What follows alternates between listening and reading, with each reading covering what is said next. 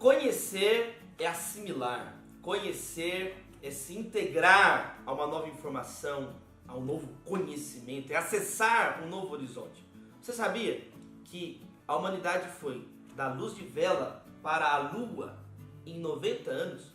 Porque em 1879, Thomas Edison faz a patente da lâmpada elétrica. Em 1969, temos a lunagem da Apolo 11, o nosso satélite natural, a amada Lua, querida Lua, que a Bíblia inclusive chama nos Salmos de fiel testemunha do céu. Como que a gente sai da candeia gás de uma luz de vela para a Lua?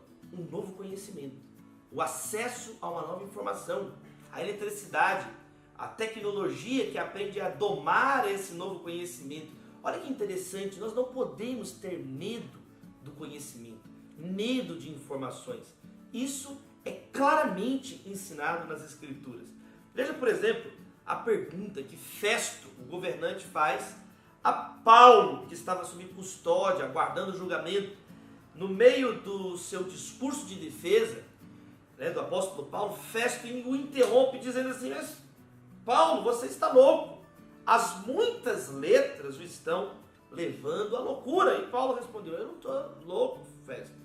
Pelo contrário, o que estou dizendo é verdadeiro e de bom senso. Paulo tinha um conhecimento, não apenas da teologia judaica, mas um conhecimento geral, um conhecimento, vamos dizer assim, para a sua época, sem incorrermos em anacronismos, um conhecimento científico, cultural, filosófico para a sua época, que destoava dos auditórios, destoava das pessoas, e isso até intimidava às vezes as pessoas, como Festo se sentiu intimidado. O próprio apóstolo Pedro diz na segunda carta, no final dela, capítulo 3, verso 15, o seguinte: tenham em mente que a paciência de nosso Senhor significa salvação, como também nosso amado irmão Paulo escreveu, com a sabedoria que Deus lhe deu. Ele escreve da mesma forma em todas as suas cartas, falando nelas desses assuntos. Suas cartas contêm algumas coisas difíceis de entender, as quais os ignorantes e instáveis torcem, como também o fazem com as demais escrituras para a própria destruição deles. Pedro reconhece, gente, olha, Pedro andou com Jesus, Pedro hospedou Jesus na casa dele, Pedro levou Jesus, Pedro foi perdoado por Jesus, Pedro estava perto de Jesus. E Pedro reconhece, gente, Paulo tem uma inteligência que nós, às vezes eu não acompanho essa inteligência, mas é de Deus que ele fala. As pessoas que não conhecem distorcem. Queridos, se por um lado temos Pedro e João, que o Sinédrio disse assim, realmente esses homens são iletrados, mas eles estiveram com Jesus. Temos o apóstolo Paulo, que no outro lado impressionava com a sua sabedoria. Por isso nós não podemos nem demonizar, nem divinizar o conhecimento humano. Precisamos ter um equilíbrio, mas sem jamais abrirmos mão. Não há por que abrir mão em si mesmo das ciências.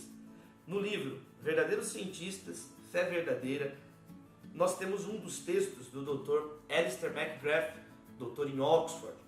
O texto chama-se Ciência, Fé e a Compreensão do Sentido das Coisas. Ele diz algo muito interessante, usando o exemplo do Agostinho, Santo Agostinho, Agostinho de Hipona, nosso celebrado teólogo. Ele diz assim: um exemplo é dado pela doutrina da criação presente nos escritos de Agostinho de Hipona, inquestionavelmente o mais respeitado e citado teólogo do cristianismo ocidental. Ele diz assim: Agostinho não traduz os seus princípios teológicos em afirmações científicas explícitas, mesmo que às vezes suas afirmações reflitam o consenso que prevalecia no seu tempo.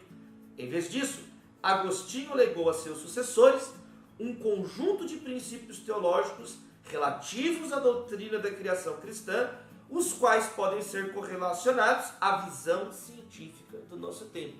Esse é um exemplo que mostra que nós não precisamos abrir mão da discussão científica. Pelo contrário, podemos incorporá-la, nos valer dos consensos científicos do nosso tempo, sem dar a eles um estatuto de verdade absoluta, que nunca é a pretensão da própria ciência. A ciência é um devir, a ciência está aberta para o futuro, essa caminhada em busca de uma melhor explicação para as coisas. Que Deus abençoe você e vamos amar a Deus de todo o nosso entendimento.